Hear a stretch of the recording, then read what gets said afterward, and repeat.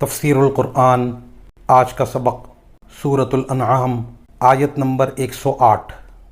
اعوذ باللہ من الشیطان الرجیم، بسم اللہ الرحمن الرحیم۔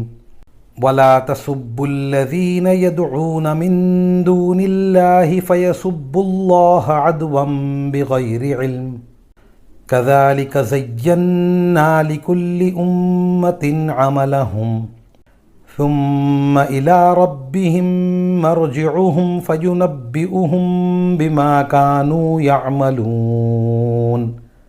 ترجمہ: مسلمانوں، جن جھوٹے معبودوں کو یہ لوگ اللہ کے بجائے پکارتے ہیں تم ان کو برا نہ کہو، جس کے نتیجے میں یہ لوگ جہالت کے عالم میں حد سے آگے بڑھ کر اللہ کو برا کہنے لگیں۔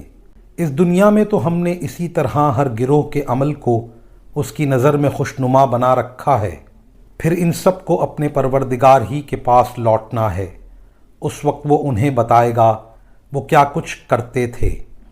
ان آیات کی تفسیر میں مفسرین کرام فرماتے ہیں، اگرچہ جن دیوتاؤں کو کافر و مشرک لوگ خدا مانتے ہیں ان کی حقیقت کچھ بھی نہیں، لیکن اس آیت میں مسلمانوں کو ہدایت دی گئی ہے کہ وہ کافروں کے سامنے ان کے لیے نازیبا الفاظ استعمال نہ کریں۔ اس کی وجہ یہ بیان کی گئی کہ کافر لوگ اس کے جواب میں اللہ تعالیٰ کی شان میں گستاخی کر سکتے ہیں۔ اگر انہوں نے ایسا کیا تو اس کا سبب تم بنو گے، اور جس طرح اللہ تعالیٰ کی شان میں خود گستاخی کرنا حرام ہے، اسی طرح اس کا سبب بننا بھی ناجائز ہے۔ یہاں یہ بھی واضح رہے کہ اہل عرب اگرچہ اللہ تعالیٰ کو مانتے تھے اور اصل میں وہ خود بھی اللہ تعالیٰ کی شان میں گستاخی کو جائز نہیں سمجھتے تھے، لیکن ضد میں آ کر ان سے ایسی حرکت سرزد ہو جانا کچھ بعید نہیں تھا۔ چنانچہ بعض روایات میں ہے کہ ان میں سے کچھ لوگوں نے حضرت صلی اللہ علیہ وسلم سے یہ بات کہی تھی کہ اگر آپ ہمارے بتوں کو برا کہو گے تو ہم آپ کے رب کو برا کہیں گے۔ یہ در حقیقت ایک ممکن سوال کا جواب ہے، اور وہ یہ کہ اگر کافر لوگ اللہ تعالیٰ کی شان میں گستاخی کریں تو ان کو دنیا ہی میں سزا کیوں نہیں دی جاتی؟